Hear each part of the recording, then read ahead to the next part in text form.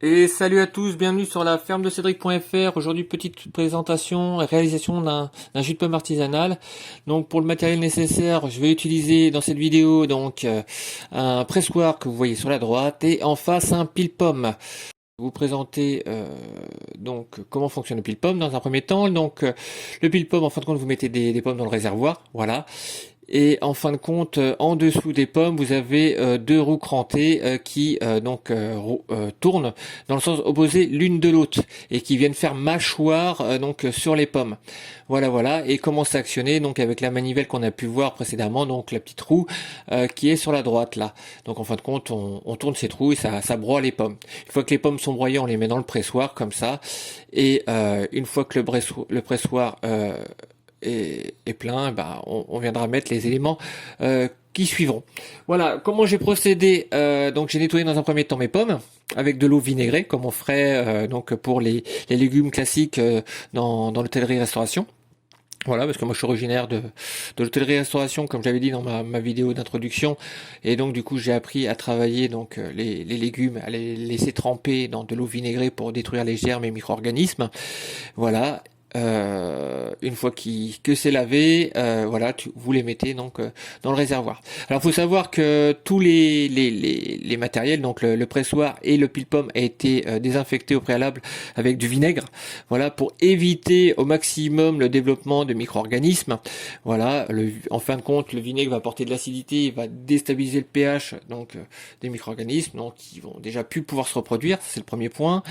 Et de deux, il va aussi avoir une action de destruction des éléments pathogènes. Donc voilà. Donc voilà, ça c'est fait. Maintenant on va passer sur la deuxième partie de la vidéo. Alors, je vais meubler, voilà, on passe sur la deuxième partie de la vidéo. Donc du coup, j'ai fini de broyer toutes les pommes, j'ai mis toutes les pommes broyées dans le pressoir, voilà. Là, on revoit bien les roues crantelées que je vous parlais précédemment, donc qui tournent dans les sens opposés l'une de l'autre. Donc je vais actionner la manivelle pour que ce soit plus visible, voilà. Donc lors de l'utilisation de ce type d'instrument, en fin de compte, vous allez donc tourner dans le sens des aiguilles d'une montre principalement. Mais par moment, il faudra tourner dans le sens opposé, parce qu'en fin de compte, vous avez des pommes qui s'amassent sur les extrémités du réceptacle là, du réservoir, et donc du coup, ça va empêcher les pommes de descendre. Donc, il faudra faire dans le sens inverse, ça va broyer les pommes qui seront aux extrémités du réservoir, et donc permettre à celles du centre de descendre. Voilà. Donc là, je vous explique cette partie-là, qui en fin de compte, j'ai mis ce qu'on appelle deux demi-lunes. En fait c'est deux espèces de planches en demi-lune avec un trou au milieu pour passer la vis sans fin qui viennent se mettre à plat contre les pommes broyées. Et en fin de compte, après j'ai mis des morceaux de bois et en fin de compte viendra s'appuyer cette partie là, donc c'est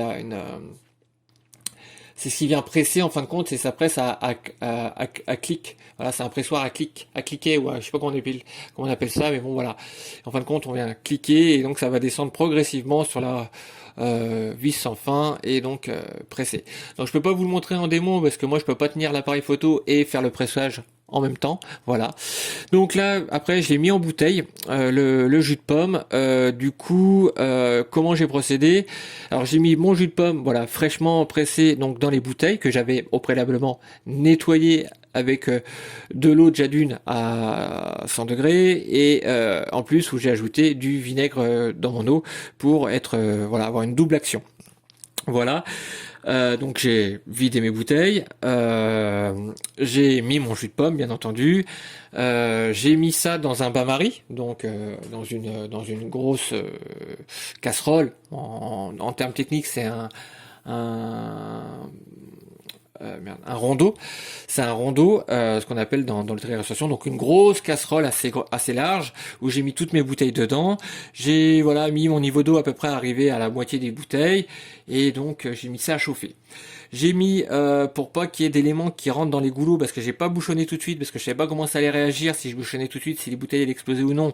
Donc j'ai mis un papier d'alu. Voilà, pour pas qu'il y ait d'éléments, de la poussière, des petites mouches, voilà, qui viennent tomber dans les goulots.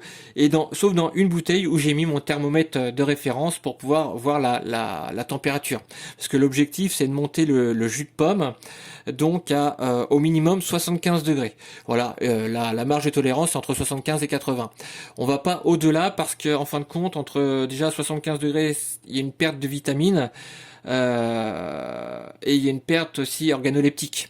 Donc du coup, pour garder toute la saveur du jus de pomme et garder toutes les vitamines, on va accepter de monter jusqu'à 75 degrés, voire jusqu'à 80, et voilà, plus que vous montez en température, plus qu'il y a de la perte. Donc moi j'ai monté pour m'assurer, pour pas prendre de risques d'un point de vue sanitaire. Je suis monté à voilà, soit entre 75 et 80, voilà, 76, 77, voilà, j'ai pas de c'est pas un thermomètre électronique, c'est un thermomètre gradué, donc voilà, il y a un petit peu de jeu comme on dit, mais voilà, on est sur ce principe-là. Une fois que ça a été donc monté en température, donc j'ai coupé mon gaz. J'ai mis mes bouchons que j'avais nettoyés au vinaigre, voilà, préalablement. J'ai nettoyé mes goulots au vinaigre aussi également pour voilà, parce qu'il y avait un petit peu de jus de pomme qui avait un petit peu débordé parce que j'avais trop rempli mes bouteilles. Voilà. Voilà, j'ai bien sûr vidé légèrement les bouteilles qui étaient trop remplies pour avoir toujours un espace de bulle d'air.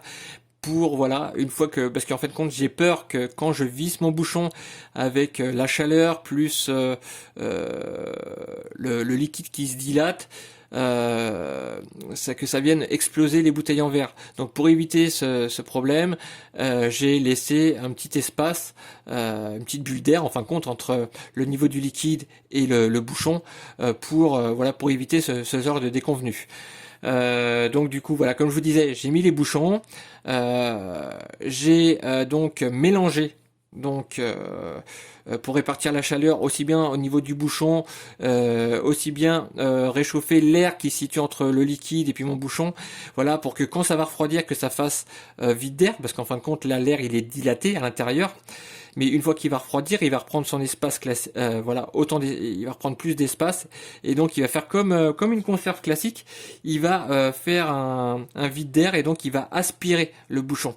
Et donc là on aura quelque chose d'étanche, quelque chose d'imperméable, quelque chose voilà qui ne laissera pas passer donc les micro-organismes et qui va permettre que le jus de pomme se conserve plus longtemps.